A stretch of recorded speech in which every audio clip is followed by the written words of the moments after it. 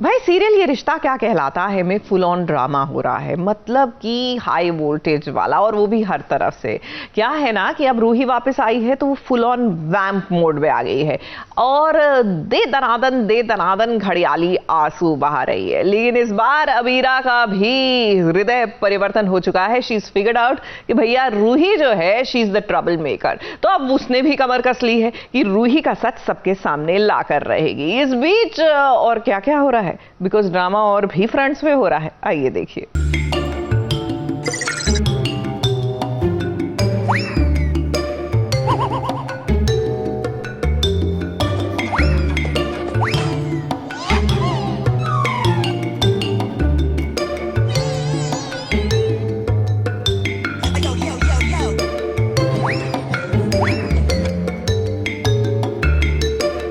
चोरी से जाए पर हेरा फेरी से न जाए, क्यों सही कहा ना हमने रूही। अब तुम्हें तुम्हारा ख्याल नहीं किया, मुझे तुम्हारी हरकतें नहीं चाहिए, भगवान यहाँ से चले जाओ। प्लीज दवाई लगा लो, तुम्हारा इतना खून बह रहा है, तुम इतना दर्द क्यों सह रही हो? प्लीज मेरा घर, मेरी जिंदगी मैं संभाल लूंगी, तुम क्यों तमाशा कर रहे हो?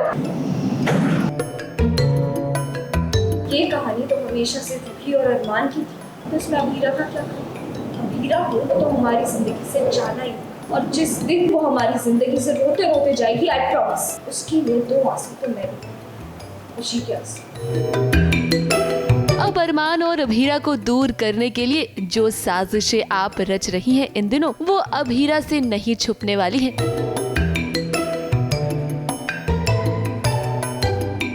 माना कि आपकी एक्टिंग कमाल है और जिस तरह से आप अबीरा के सामने हाथ जोड़ती हुई नजर आ रही हैं, उसे देखकर तो कोई नहीं कहेगा कि आपके शातिर दिमाग में क्या क्या चल रहा है। पर ये सब अब अबीरा समझ चुकी है। कहते हैं दुनिया में कुछ पाने के लिए खोना, और मेरे तुम्हें पाने के लिए अबीरा को अपना सब कुछ खोना, अपना घर, अपना परिवार, अपना प्यार, सब कुछ। तुमने एक्स्ट्रा पैसे देकर सेम रेस्टोरेंट क्यों करना है जहाँ अरमान मुझे लेकर जाने वाला था? तुम्हें मुझसे प्रॉब्लम क्या है? तुम अपने डर को ना गुस्से की शॉल उड़ाते हैं, बहाने मत बनाओ। उससे अच्छा ये सोचो कि तुम फैमिली को क्या जवाब देगा। मैं इसीलिए नाराज़ हो रही हूँ क्योंकि मुझे पता है कि रूही दिखावा कर रही है, नाटक कर रही है अच्छा बनने का या इनोसेंट बनने का, बट इन रियलिटी वो ज़बरदस्ती रिजर्वेशन लेकर आई थी।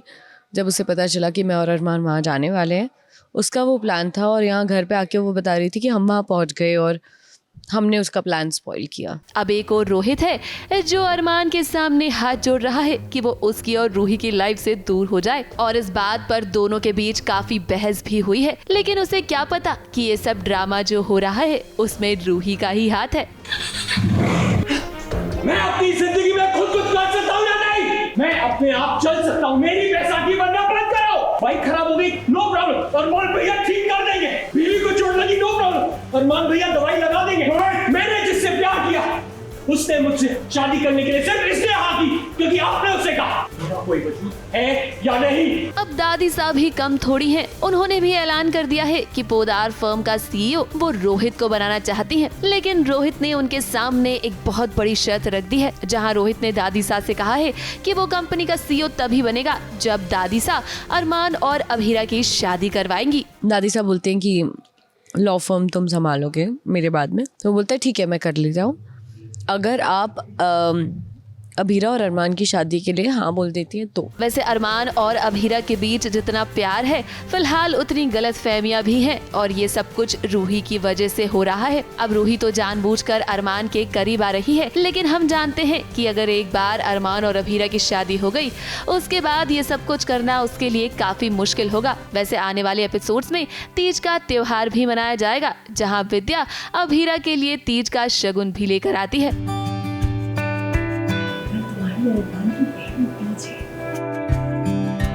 क्या अरमान की पत्नी बनकर मैं ये कर सकता हूँ? अब उम्मीद तो है कि अरमान और अबीरा के बीच जल्द सब कुछ ठीक हो जाएगा।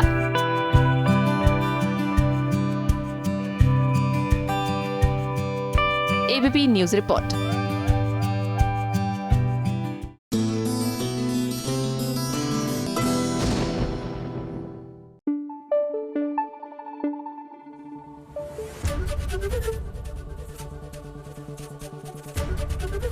एबीपी न्यूज आपको रखे आगे।